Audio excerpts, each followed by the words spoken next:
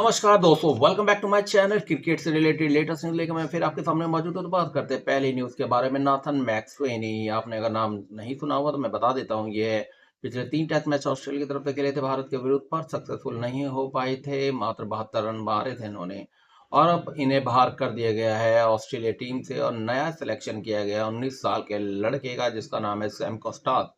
अब ये सैम कस्टास कौन है वो भी बता देता हूँ। प्राइम मिनिस्टर 11 के विरुद्ध भारतीय टीम का एक मैच हुआ था और इसमें उसने शतक ठोक दिया था भारतीय टीम के विरुद्ध, और भारतीय टीम के सारे बॉलर उसमें लगभग खेल रहे थे। तो इस प्रकार का गेम दिखाने के बाद ऑस्ट्रेलिया टीम ने उन्हें लास्ट के जो टेस्ट मैच बचे हैं उन्हें खिला लिया है। पर नाथन मैक्सवेनी ने जो बयान दिया वो थोड़ा सा आपको फील करवाएगा कि बंदा निराश है। चैनल 7 को दिए हुए इंटरव्यू में नाथन मैक्सवेनी ने कहा कि हर बंदे का सपना होता है देश के लिए खेलना, मेरा भी पूरा हुआ, पर जैसा मैंने सोचा था उम्मीदों के मुताबिक नहीं हुआ। और नेथन मैक्सवेनी ने कहा कि हर व्यक्ति देश के लिए खेलना चाहता है।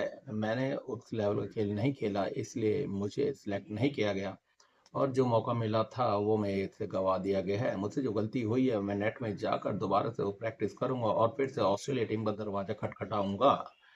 तो नाथन मैक्सवेनी ने बिल्कुल दो राय नहीं, ये स्वीकारा है कि भैया गलती हुई है, मैं सही से परफॉर्म नहीं कर पाया था। और दोस्तों कहीं ना कहीं नसीब की बात भी होती है। तो इस लड़के का ये भी नौजवान और यंग बंदा है और उसने स्वीकार करते हुए जो बात बोली वो बड़ी बात है। और उन्होंने कहा किया कि भैया अब क्रिसमस आ रहा है, ब्रिस्बेन जाऊंगा, फैमिली के साथ वक्त बिताऊंगा, वह भी एक यादगार पल बनाने की कोशिश करूंगा और उसके बाद फिर से अपने प्रैक्टिस सेशन में लग जाऊंगा और जो कमियां रह गई उनमें मैं अपना काम करूंगा। लगातार मेहनत करने से मैं दोबारा से दरवाजा खटखटा सकता हूँ ऑस्ट्रेलिया टीम का। तो ये पहली खबर है। अब दूसरी खबर के बारे में बात करते हुए भी ऑस्ट्रेलिया से रिलेटेड है और नामी गिरामी प्लेयर रहे हैं और ऑस्ट्रेलिया के कप्तान भी रहे हैं।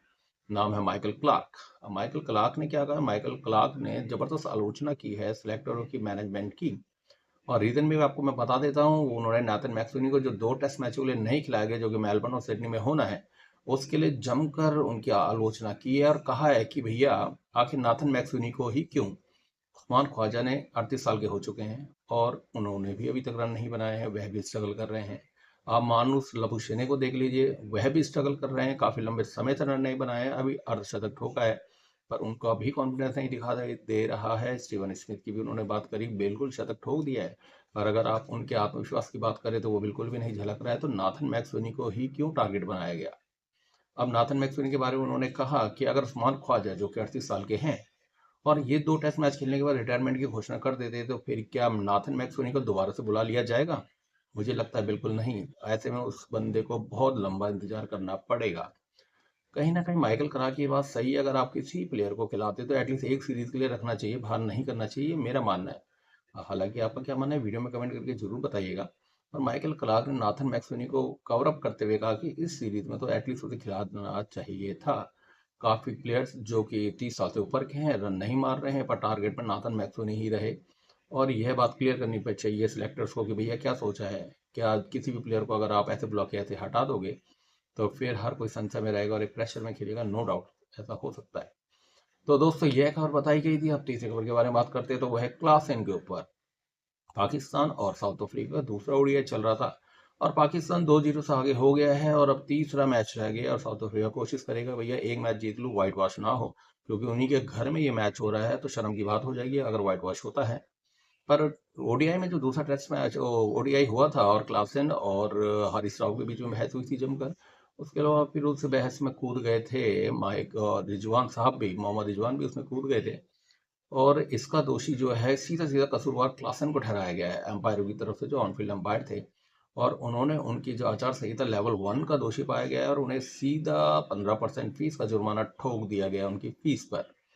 अब क्लासन कहीं ना कहीं इस बात को फील कर रहे होंगे, नहीं कर रहे होंगे, क्योंकि 97 रन पर वो खेल रहे थे, अकेले वन मैन शो चल ही रहे थे और कोई इतने रन नहीं बना पाया था। 80 रन से उनकी टीम हार गई थी। जैसे ही वो आउट हुए पूरी टीम ऑल आउट हो गई थी। तो शायद निराशावादी के होने के कारण या फिर मैच ना जिता पाने के कारण शायद उनके दिमाग से या फिर मुंह से ऐसे शब्द निकल गए होंगे। अब उसके बाद भैया वो वही जाने कि ये जानबूझ के किया गया था या अनजाने में हुआ था, पर अब उनको कसूरवार ठहरा दिया गया है। आईसीसी की तरफ से जमकर फटकार भी लगाई गई है और उम्मीद करते हैं भैया आगे कोई गलती ना करे, नहीं तो फिर बैन भी लग सकता है 1-2 मैच का। वैसे आपकी क्या राय है, ऐसा हो जाता है या फिर जानबूझ के किया जाता है? वीडियो में कमेंट करके जरूर बताएगा। ऐसे इंटरेस्टिंग वीडियो लेकर लगातार मैं आपके सामने मौजूद रहूंगा। धन्यवाद। वंदे मातरम। जय हिंद।